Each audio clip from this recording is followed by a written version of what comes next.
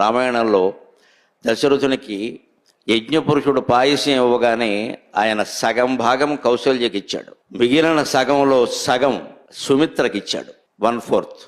ఆ సగంలో సగం కైకేయికి ఇచ్చాడు, 1/8. ఇంకొక 1/8 1/8 భాగం ఉంటే అది పట్టుకొచ్చి మళ్ళీ సుమిత్రకి ఇచ్చాడు. లక్ష్మణునితో పాటు శత్రుఘ్నుడు పుట్టాడు. దీంట్లో రహస్యం కేవలం దైవావతారం, పౌరాణికం అవన్నీ వేరే విషయాలు. మన జీవితాల్లో ఆర్థిక క్రమశిక్షణ కూడా ఇలాగే ఉండాలి. మన సంపాదన 1,00,000 రూపాయలు ఉందనుకోండి, నెలకి 1,00,000 రూపాయల్లో సగం నువ్వు, నీ భార్య, కుటుంబ సభ్యులు ఖర్చు పెట్టేసుకోవాలి, బాగా 50,000.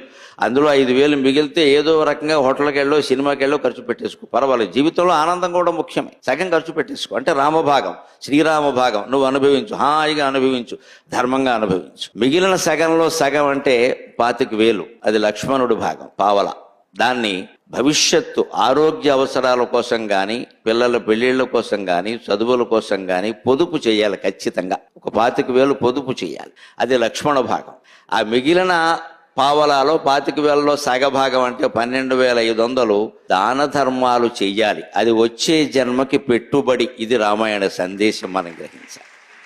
దాన ధర్మాలంటే చాలామంది ఏదో త్యాగం చేశామని మనకేదో కీర్తి వస్తుందని, అందుకోసం కాదు చెప్పిన. దాన ధర్మాలంటే వచ్చే జన్మకి పెట్టుబడి. ఎన్ని జన్మలు ఎత్తామో ఇంకెన్ని జన్మలు ఎత్తుతామో ఎవరైనా చెప్పగలరా?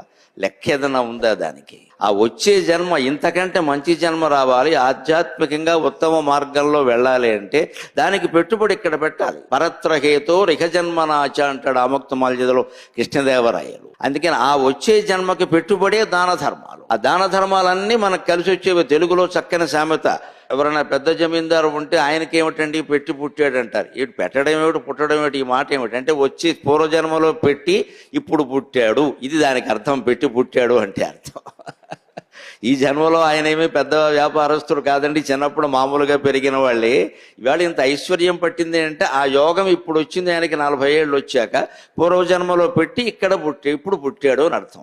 అంచేది మనం పెట్టి పుట్టాడు అంటే పెట్టాలి. ఇప్పుడైనా పెడితే కొన్ని వచ్చే జన్మకైనా మంచి జన్మ వస్తుంది. అందుకని భరత భాగం ఉంది 1/8, అది దాన ధర్మాలకు ఉపయోగించాలి. ఇక తర్వాత 1/8 ఉంది శత్రుఘ్న భాగం. అది ఎందుకో తెలుసా? ప్రభుత్వాలు కూడా పాటిస్తాయి, రిజర్వ్డ్ నిధి అంటారు. ఒక్కోసారి ఆపద్ధర్మాలు వస్తాయి ప్రభుత్వాల్లో. చూడండి, ఎక్కడో రోడ్డు ప్రమాదం జరుగుతుంది, వాళ్ళకి ఏదో నష్టపరిహారం ఇవ్వాలి. ఎక్కడి నుంచి వస్తుంది డబ్బు? అది జాగ్రత్త పెట్టుకోవడం. మన వ్యక్తిగత జీవితంలోనూ అలాంటివి వస్తాయి, కుదుపులు వస్తాయి.